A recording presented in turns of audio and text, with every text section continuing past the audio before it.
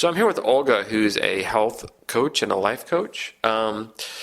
So you've talked a lot about things we should do, but what about stopping doing things or breaking bad habits? Like, that's the hardest thing, right? So what's your advice for giving up sugar or alcohol or obsessive behavior, things like that? Well, actually, I am not suggesting that people fight with themselves and they avoid or break anything, because that would constitute violence against yourself. And I'm a student of Marshall Rosenberg, who developed a nonviolent communication system. So instead of taking away the bad, you add something good. So you find exciting, fun, new habits that will naturally substitute.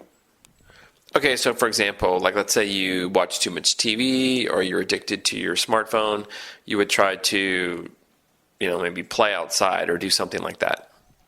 Well, you can develop a lot of new habits and see what works for you. And one of the things that I discovered for myself is that willpower is a very finite resource. We don't have infinite amounts of willpower, so we need to use it very sparingly on short distances. It's not for marathons. So what I suggest when you're establishing a new habit that you feel that is the right habit for you, you need to use a little bit of willpower to repeat it enough times. And usually magic number is 21 days.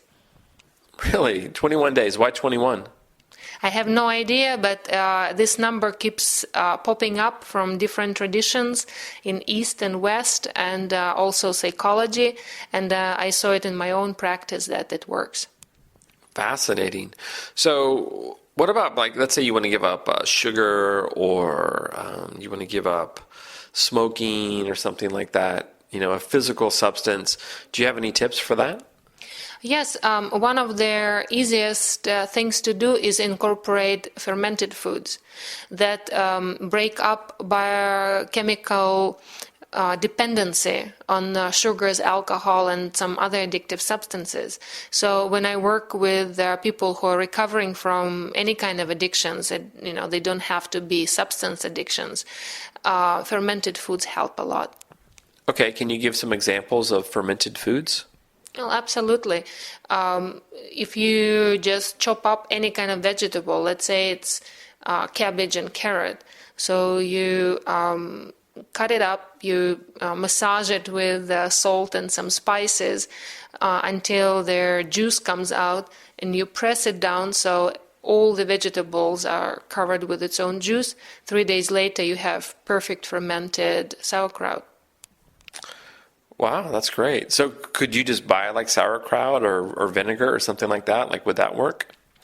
Well, unfortunately, it wouldn't, because most of their krauts that you buy is pasteurized, which does not give you their probiotic activity, and a lot of it is fake sauerkrauts. What I mean by that, if there was no bacterial activity and their taste comes from vinegar, you do not get these benefits.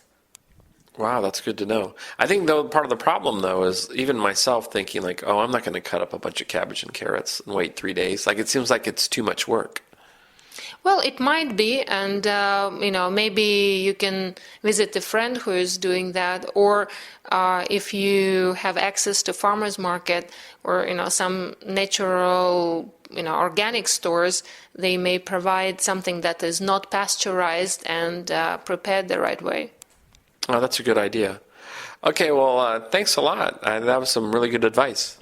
Very welcome.